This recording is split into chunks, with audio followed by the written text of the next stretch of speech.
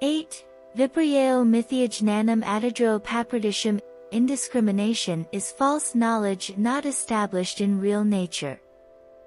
The next class of vrittis that arise is mistaking the one thing for another, as a piece of mother of pearl is taken for a piece of silver.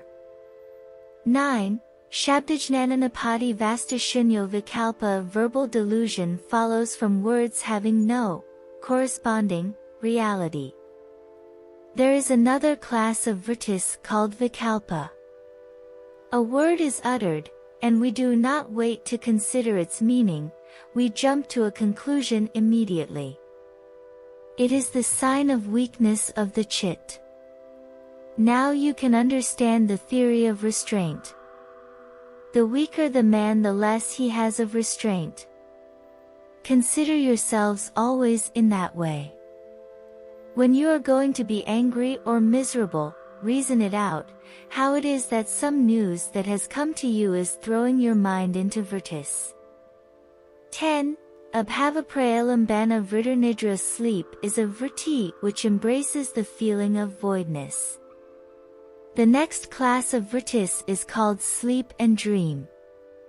When we awake, we know that we have been sleeping, we can only have memory of perception.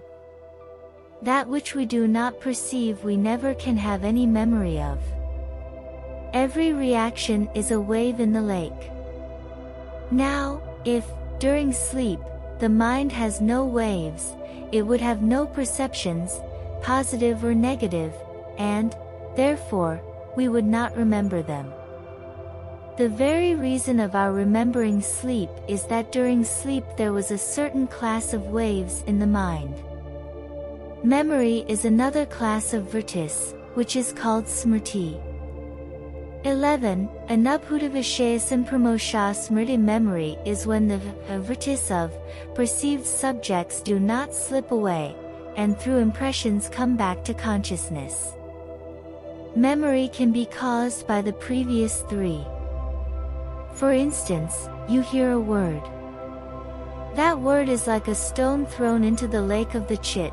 It causes a ripple, and that ripple rouses a series of ripples. This is memory.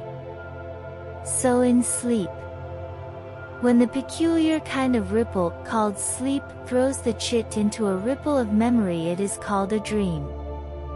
Dream is another form of the ripple which in the waking state is called memory. 12. Abhayasavarajiabhyantanaroda. Their control is by practice and non-attachment.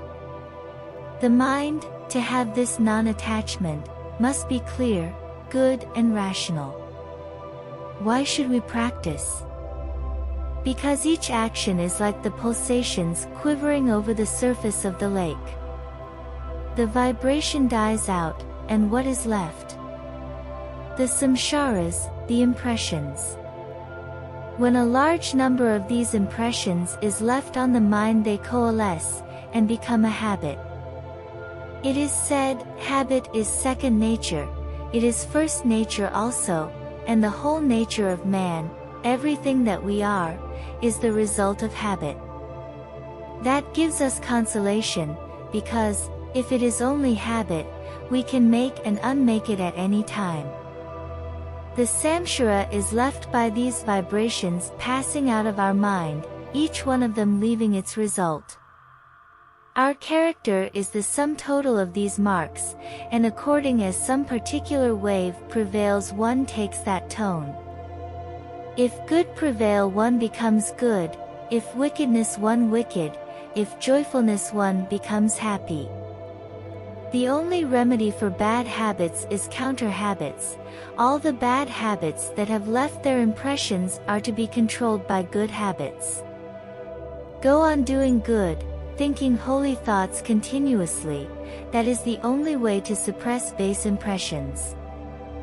Never say any man is hopeless, because he only represents a character, a bundle of habits, and these can be checked by new and better ones.